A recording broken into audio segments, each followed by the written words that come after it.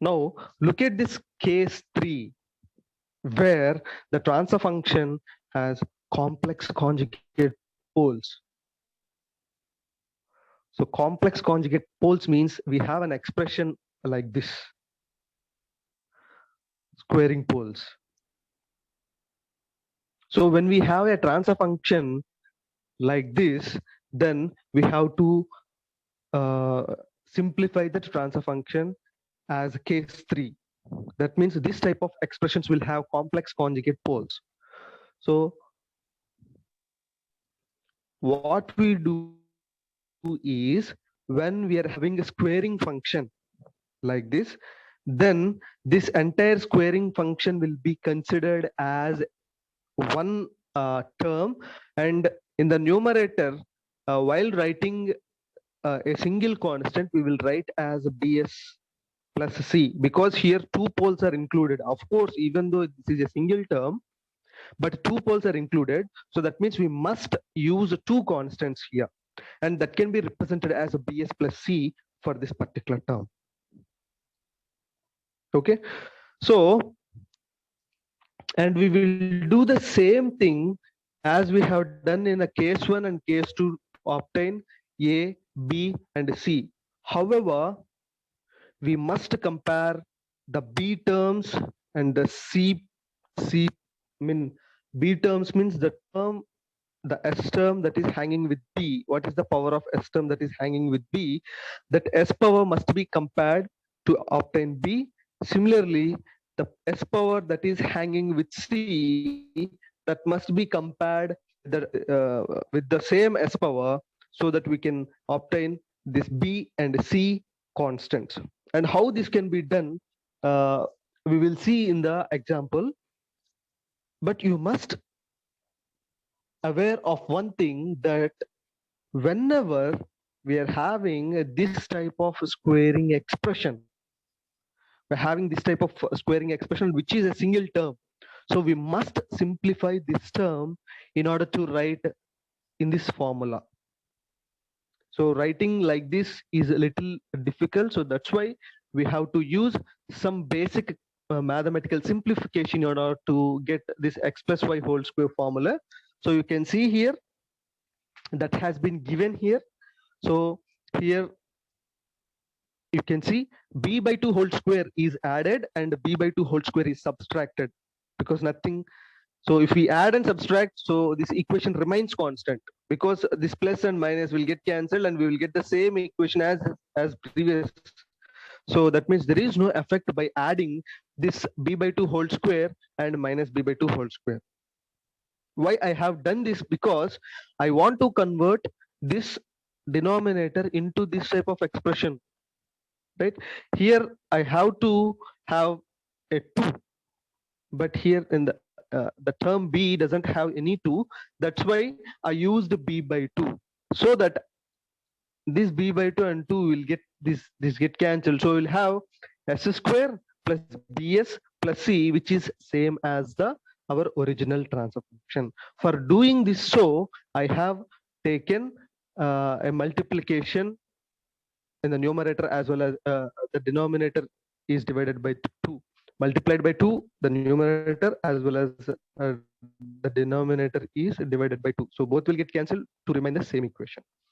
Now you can see this term we combinedly form in this formula, in this format. So that means s plus b by 2 whole square, and remaining term written separately, which is c minus b by 4. So this is how we can simplify the transfer function when we have complex conjugate poles. And let's say an example to understand it betterly. You can see this example where the transfer function is given as 1 by s plus 2 into s square plus s plus 1. So here this s square term will be treated as like this, which is bs plus c by s square plus s plus 1. So first we can calculate a as normal. As normal, we can calculate a. So what we do, we must multiply this s plus 2 to this transfer function and substitute here the pole is minus 2. So that means we must substitute minus 2 in this expression. So you can see here s plus 2 and s plus 2 will get cancelled, and we have 1 by s square plus s plus 1 is our final expression. Now we must substitute a minus 2 in the place of s. So here s square, that means minus 2 whole square. Minus 2 whole square means 4. And here it is s, that means minus 2 and plus 1. So what we get? 4 minus. So 4 minus 2 is 2 and plus 1, which means 3. So we will have 3 in the denominator and the numerator is 1. So the a value will be 1 by 3. Right? So the same way we have done with the case 1 and case 2, the same way we have calculated a. But for calculating the bs plus c, here we need to estimate the b value and c value. So for that purpose, what we do is we must simplify this expression. So for that, you can see here, so the transfer function, this is the transfer function which is split like this, right? So we know what is a value, right? So substitute a value here, which is 1 by 3. We need to calculate b and c. We have this expression, and you can see we can take LCM. So what we get? We get a into s square plus s1, s plus 1, plus b into this term, bs plus c into this term, which is s plus 2. If we take LCM, we will get like this, right? So in the denominator, these two will be product, and this LHS side and RHS side will cancel the denominators because both the denominators are same. So simply take the LCM and cancel out the denominators. So if we take the LCM, we will get like this. So 1 into a in 1 is equal to a into s square plus s plus 1 plus bs plus c into s plus 2. Now you can simplify because this is multiplied, and a is also 1 by 3. We know, we have calculated it. So substitute a value 1 by 3 and simplify it. We will get the final expression as like this. Now you can see this final expression having s square terms, s terms, and constants. Right? So we must aggregate these terms. You can see in order to segregate those terms, what we have to do is, in order to calculate the b value, we must equate the coefficients of s square, because in this equation,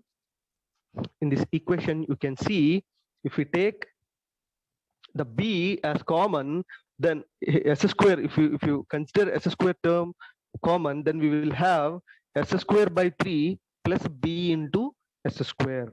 So s square by 3 plus b into s square, that will be the term we will attain here. So if I take s square as common, so 1 by 3 plus b will be our term, and here it is s square. So we need to equate LHS and RHS. So equal terms will be equated. So here s square term must be equated. RHS side s square term must be equated with the LHS s square term. But there is no s square term here. So that means this is 0. So this entire term must be equated to 0. So the same thing has been done here. You can see. So if we equate the coefficients of s square, then 0 must be equal to 1 by 3 plus b. So from this we will get b as minus 1 by 3.